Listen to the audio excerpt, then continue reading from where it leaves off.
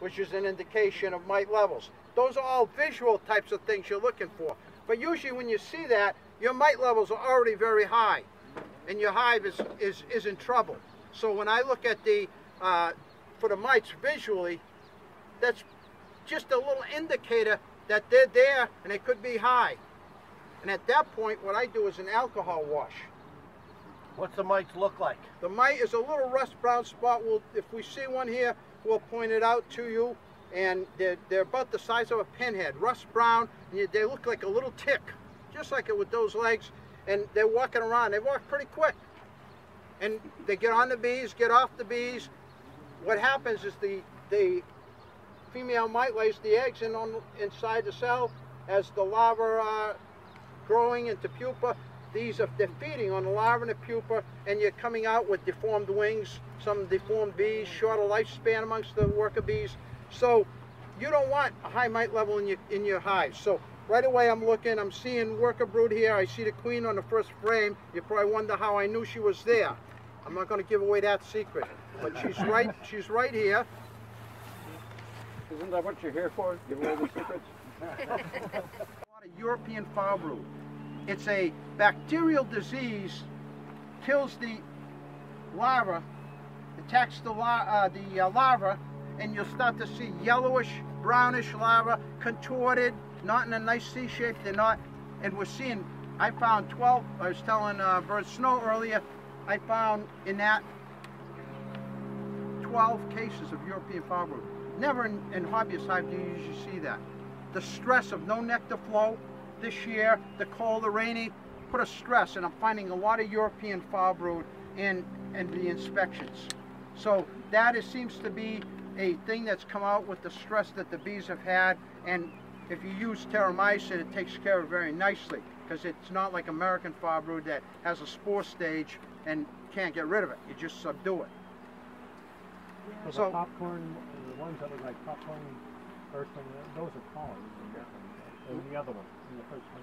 Yeah, those are drone brood. That was drone brood. Drone brood. Here I'm seeing worker brood, and I'm seeing young larvae. But I'm going to go down to the bottom brood chamber. This is a lot of honey up here. I can tell right away most of the brood is going to be down below. Down here, this combination here is a... how often do I go into mine? I go in once a week. But I just do swarm prevention once a week. Is there some easy way to tell one that's going to succeed versus one that's going to swarm? Yeah, what I do, here's what I do for my swarm prevention. I'll show you as I do with this super here. If this is my top deep brood chamber, 90% of the time the swarm cells are going to be in the bottom of the top brood chamber frame. So what I do is I'll take... Oh, the staple. Is that ready to put a super on it? No, it's okay. He could put another one on here for have another brood chamber so they don't get congested. Why wouldn't you keep the brood chambers the same? Like you said. You can mix them What's up. actually in this one here? Is there also something going on in this? Or Yeah. Probably honey. this top one here? Is there... Yeah, there's nothing in there. It's pretty light. That's honey. That's he's using for a honey super. Okay, but there are like dividers in there. Yeah, there's frames in there. Okay, there are frames. Okay. So if I had to go in, once I went through the top brood chamber and inspection, you don't have to go any further. If you've got a lot of brood in this top brood chamber and you see nothing wrong, that's the heart of the hive. Plus you found a queen. Right, you found a queen, there's eggs, there's larvae, you know the hive is going all right, dynamics are okay. But swarming, you just look at a few frames, you might miss. Because sometimes they only put all the swarm cells on 1 or 2 frames. Here's how I do it. You reverse them? Hmm? You reverse them? No, I don't. I never reverse. They set it up a certain way with pollen down below. You just mess them up. I go. Here's what I do for swarm prevention. I lift it like this. Give them a little smoke. You see all the queen cups or extended cells, or if they're white, that's the indicator they're going to swarm. So you're looking for extended queen cups. eggs, larvae in the cells. And if you see that, you cut them out. And you have to do it by taking, if you're seeing it down below the signs, you have to take each frame, because sometimes they're up higher. And if you don't, you miss those, and they're going to swarm on you. So they make more than one. Or they make usually about 8, 9, 10 for swarm cells. It's not like super procedure with 1 or 2. All it takes is one to hatch. So if you, All it takes is one to hatch.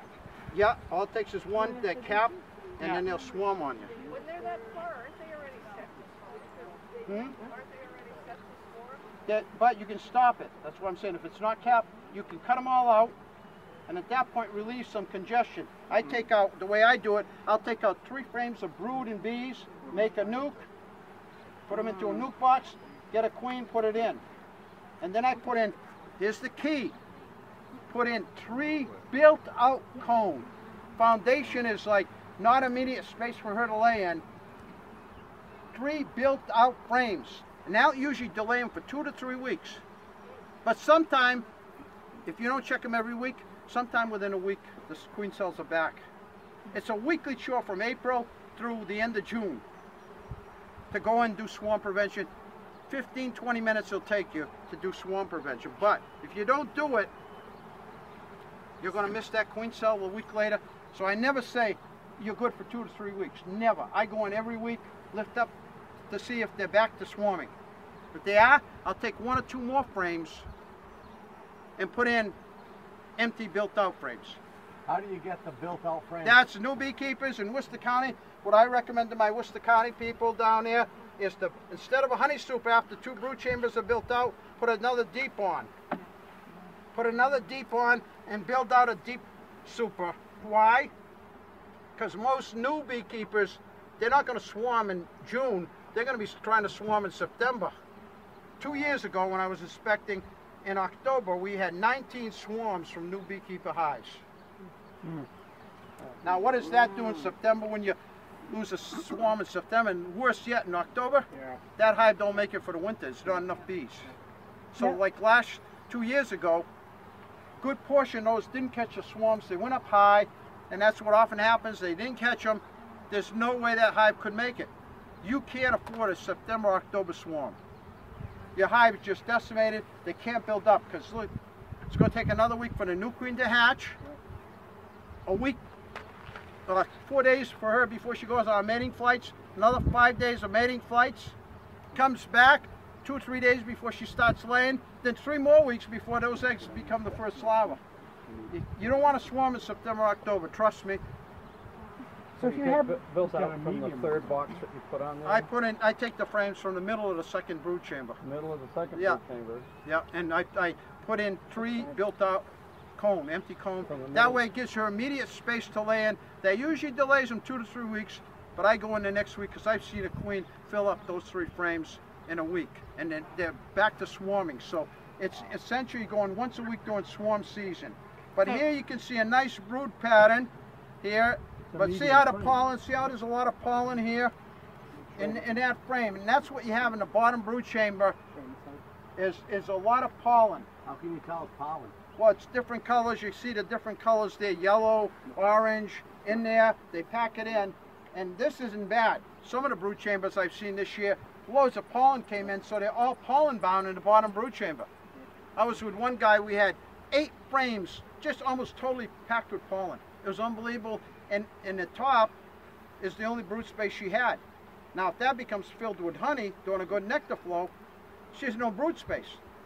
That hive just lingers all along. Bees won't move pollen, will they? You can't move pollen. Yeah, The only thing you can do, if other hives need it, you can transfer it So they'll and have to put eat in it out. empty ones, They'll eat right. it out, but they won't move it. Right. So you have built-out ones because you have so many Right, hives. right. New beekeepers have to do it in the beginning Okay, so we have to add, right now I've got 2 boxes, I have to add another deep. to build it out instead of a honey super, now. right. Okay. So, will they use that 3rd box as a honey super though? yeah, will they use it as a honey super? Or will she go up and lay eggs? Oh yeah, she'll go up and lay eggs too, but So you'll have 3 brood usually boxes? she'll use 2, then you bottom one. What happens in a system with 2 brood chambers, she'll use both brood chambers, she goes up and down. With a 3rd one, she moves up there, but she'll only use the top 2. Oh, And okay. rarely goes, your bottom brood chamber you'll find empty. takes some more manipulation with a 3 brood chamber hive. You have to constantly be taking. Then you take that bottom one where there's nothing going on, and you have to move it up top. She's always using the top 2. Oh, so that's considered a built out Right. On the bottom one. Right. What about if you want putting in a queen? Is that only if you're if they're gonna swarm? Wait a minute. Excluder, yeah. If you add a queen excluder, Yeah, after on top of the second one. so you can do that, but not until they build out. You don't want to use queen excluders when they're building wax. You know, take out your queen excluder, let them build it out, and then you can put your queen excluder in. That way, keep her down in the bottom 2. Do you wait for them to start working it and then put the excluder Yeah, on? you can do that. Wait till they build out 5, 6 of the frames. But you don't want to put it on when they're trying to get build out wax. They'll stay down below and they'll pack the syrup down below instead of using it to build the wax up above. But here again, that's burr cone down below. People always ask, do you cut that out? I'll tell you why they put burr cone. As they come into the entrance, they don't like to fly up to the frame. They like to walk up. So what happens, the burr cone acts, they bring the burr cone onto the bottom board so they can walk up into the hive. Instead of flying up, jumping up, then flying to that first frame, they can walk right up. I don't cut out the burr cone. Those are smaller frames though for this box anyway. These are smaller, but they do it with the deeps as well. But I'm looking here, I can see pollen again, a lot of pollen in that bottom brood chamber, and that's the case. That's why you don't reverse. That's why I suggest you don't reverse, because you mess up the bees. That's where they store their pollen, and they store most of their brood up above. In this case, he's only got the medium here, so as a result of that, they don't, you know, they're all the brood is down here.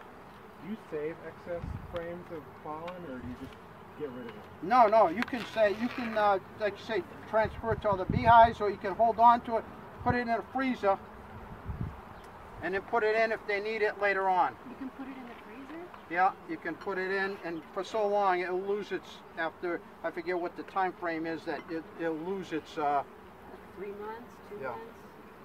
So the first time you put a super on with undrawn frames for a honey super, you don't put a queen excluder in? you don't put a queen excluder until they build it out. So what keeps the queen from going up there and There starting she to lay? can, and then you have to move it down. Gotcha.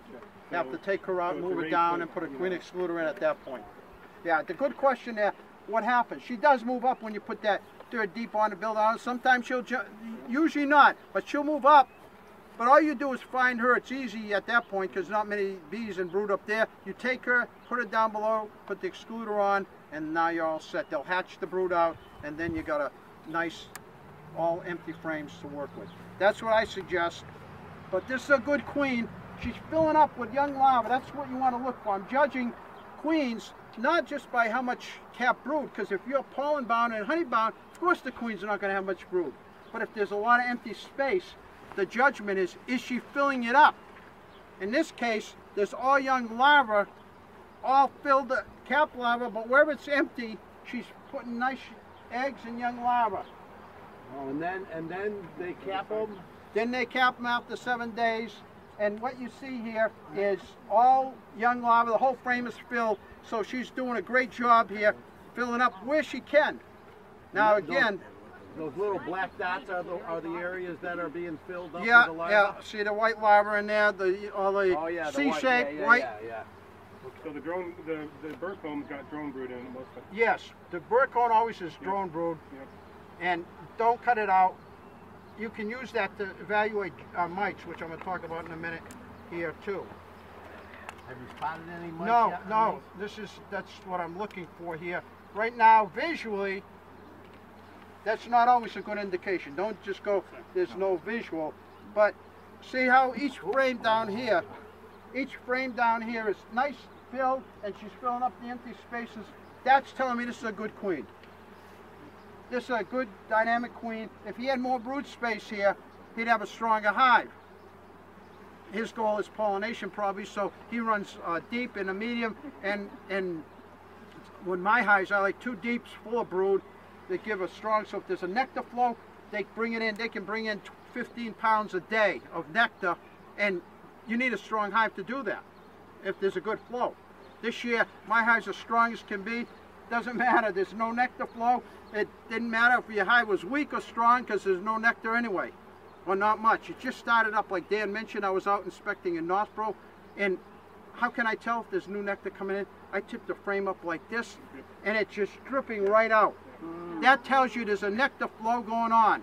In my scale hive, I went down on the scale hive, and I noticed that jumped up very quickly. They can bring in 15 pounds in a day.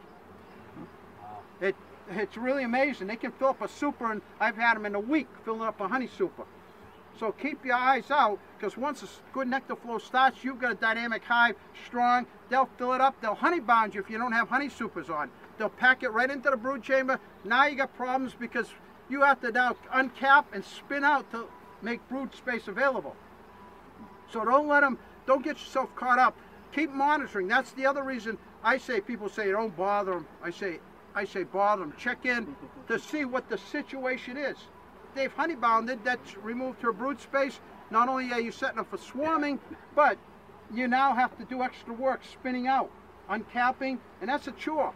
To take brood frames off, brush all the bees off, and you haven't got any other built up frames, so you got to go spin them out, then bring them back that same day to the hive. It's a chore.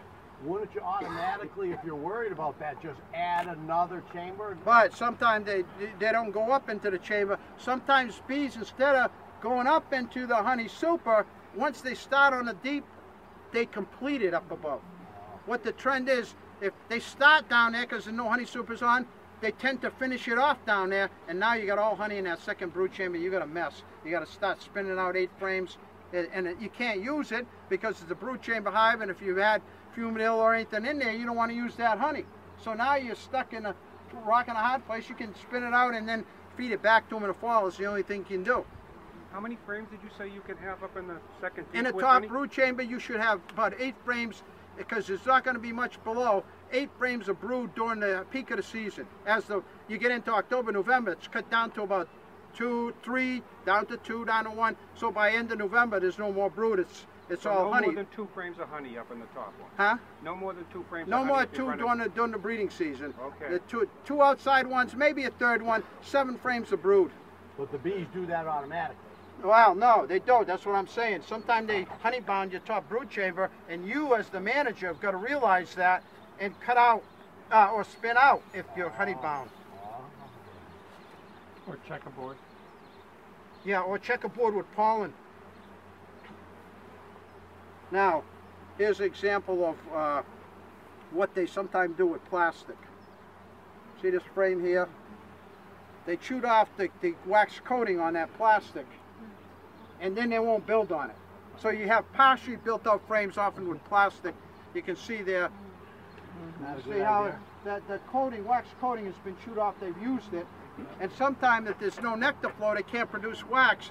That you put it in new plastic frames, there's wax coating on it. They chew it right off, and then they don't want to build on it, or they build all this burr cone and clumps on the plastic. So if it's a good nectar flow and a good nectar flow, they're going to build it. But if not, this is what happens. That's a good example. That's why with plastic you got to be careful. They do build it out if you got a good nectar flow and do a good job. But the other problem is when they strip it off, now you got a problem. They'll never build on that again. So Just would you the frame's take going that to be. out and put something else in, a new one? Well, you could take this one out if it's almost all plastic and just a little bit of wax, and you know they stripped off the wax coating. You put in another foundation and start over, right? You can recoat that though, right? Huh? With wax. No, because you fill in the wells. Unless you commercially spray it on, it fills up the cells. So you don't use plastic if you can? No, I use wax, wood. It's natural. Like I said, in my bee school, somebody kind of got shocked because at the bee school, what I did is, and I'll share this story with you, all of a sudden I'm talking about wax versus plastic.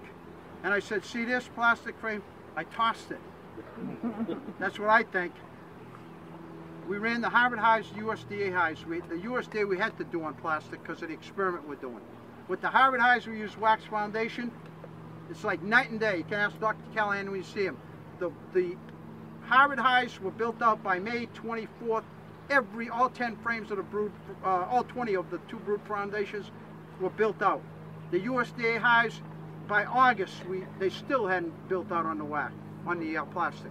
There is a big difference. I found with my own hives, trying it over the years. I tossed 250 plastic frames like 4 years ago. You know, they made a mess of them. There wasn't a good honey flow, and But that's a personal preference. I'll tell you, it's a lot easier. It's a lot easier to put plastic and not have to put in your wax foundation. And I'll tell you what, the dealers are going to probably tell you, yeah, it's just as good, but you know the profit margin on plastic is much better than wax. So we've heard bad things about the cold also. That the about the what? The cold transmits the plastic yeah, through the cold chamber retains, more. the plastic retains cold, Yep. heats up more in the summer, and it alters. It's hard for them to, with their brood rearing and the keeping temperatures. So I use only wax and wood, but that's a personal preference. I don't try to convince people otherwise. I just tell them what I think. The Boston Globe reporter came around with me last year. No, 3 years ago now. I'm sorry, last year. Mohegan, and he spent the whole day. He's got his camera right in the hives and whatever. No avail, nothing. He didn't get stung. I didn't get, and of course I talked to the bees. I said, "It's okay, girls. I'm coming in here." And so he heard me talking all day to the bees. At the end of the day, when he put his article in the Globe, you probably saw it. The bee whisperer.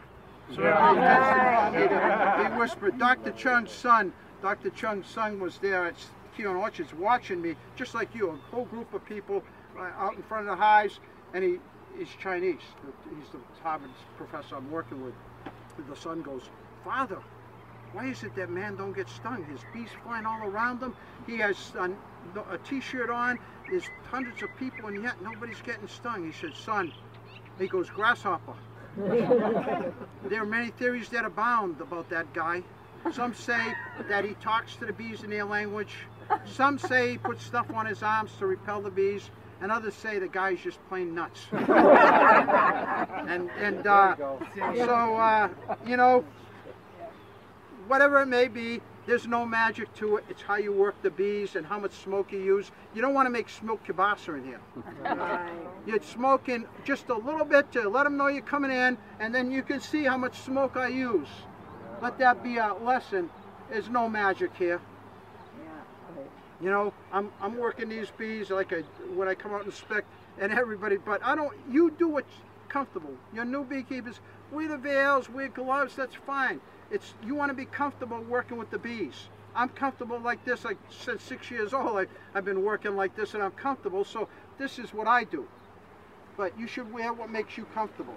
Now on the burr comb, on the other side? Yeah.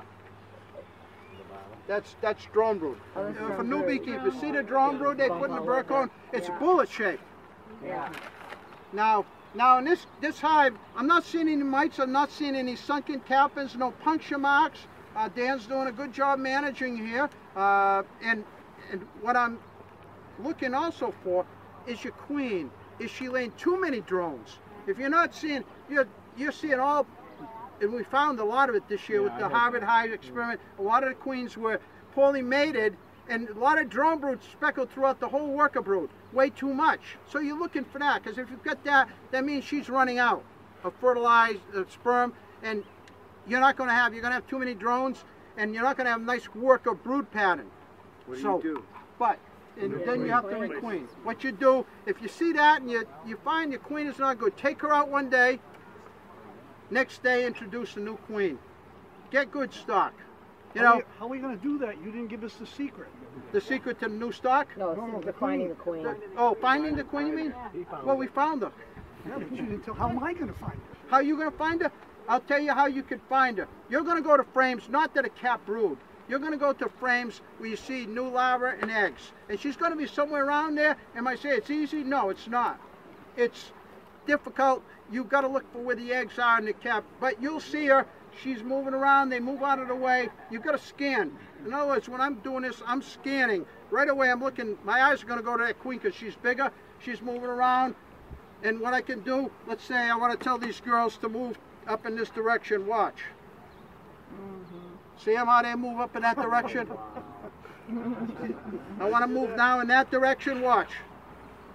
See how they're moving in that direction? How they cleared all the cappings off? I just go that way. Oh, you just touch them? Okay. Just gently touch them. I blow on them too sometimes, and that. They don't like the carbon dioxide, so don't blow on them. They'll come right out. Well, you got a veil, it won't matter. But 10 yes. minutes. 10 minutes. 10 minutes more? Yep. Okay. If you find the queen and they sell that marking, if you found, is it possible to mark her like with a Oh, yellow or absolutely. You something? can mark her with a marker. When Doc Callahan's session, go to there. He works with me on a Harvard project, in the USDA project. He's a retired entomologist, great guy, knows everything about queens. He went to Sue Colby's course. So he'll show you how to mark it over there. Good. Can show you. We're going to be marking this new study with Harvard. We're going to be marking 50 bees every 2 weeks, putting marks on to track them, and then collect them for the Harvard. It's going to be an intensive study. But anyway, you ever want to, all you do is this, to clear them away from the brood. And they'll clear away for you. You see? Just do that, and they clear away, and you can look at your cappings. If you got to hide the swarms in May, when normally we get our main honey flow, well, guess what? That's 6 weeks before it builds back up, 7 weeks. Guess what? You missed your honey flow. So if you're going for the honey, people always say to me, how come you got honey? I don't have any. Well, did you do swarm prevention? Oh, well, no, but my hive didn't swarm. I go in, check it. I know right away. And it's funny, beekeepers, I come out as the inspector. Did your hive swarm? Oh, no, no, I've been watching. I go in there, and 3 or 4 queen cells all hatched out. And oh, really? And of course, they're embarrassed. But there's nothing to be embarrassed. You can let your hive swarm early on in the season. Don't let them swarm in September and October, because that's deadly to a beehive. There's no way they can build up. I give you this last October, 2 years ago, October, 19 new beekeepers. Most of them, the hives didn't make it. Too small of a cluster. You want your brood to September and October, you want a surge of brood rearing. And that's the difference I found with northern queens and southern queens. Here's a tip. We had 6 acheron orchards with southern queens. My queens on 6 of them in the front row. 5 of the 6 of the southern queens had clusters like this going in. My queens, the clusters were like that. Northern bred, I haven't brought in, southern queens, except if I'm making super hives in the early spring. I need one until I can produce my own queens, and then I requeen them. But what the northern queens do, they put a big surge in September and October, and I find a huge cluster. Southern queens, they used to just go along because they breed all year round down there. They just keep going at the same pace. You don't get that big surge at the end. That's the difference I find between the northern and that's why northern bred survive better in the winters, not because they're better queens. They do that surge, they get a bigger cluster, and a bigger cluster, for the most part, you're going to have success in the early January and February, when those small clusters are barely making it and they got a little patch of brood like this. The northern bred, the clusters are bigger, the hive comes along a lot quicker, and you're going to get honey during the peak flow. So when you buy a queen, you have to make sure where it came from. What kind of queens? I've got American queens. You know what it is? I've been breeding with my queens. It's a mixture. I brought in Carniolans, I've got Italians, I had Minnesota Hygienics, Buckfast, and over the years, they just breed. When I make my queens, you can ask Dr. Callahan when you see him. At each site, I've got a nucleus hive. I take a frame from my good hives of eggs, a couple frames, I let them make their own queen. And then I move that, when they have the queen cells, I move that to another site so they don't interbreed at the same site all the time, so it's genetic diversity, and I move it and let it breed somewhere else. And I got a great stock. Matter of fact, when you see Ann Schlabota over there, if you go to her workshop at the raffle, I had one of my nukes, and she bought like 40 tickets. So a woman didn't win. She begged me, so I promised I'd give her a queen this year for free. But I feel very comfortable with my stock. I have good survival. It's not mite resistant. Don't get me wrong. I have to use mite away quick strips to knock the mites down. They're not mite resistant.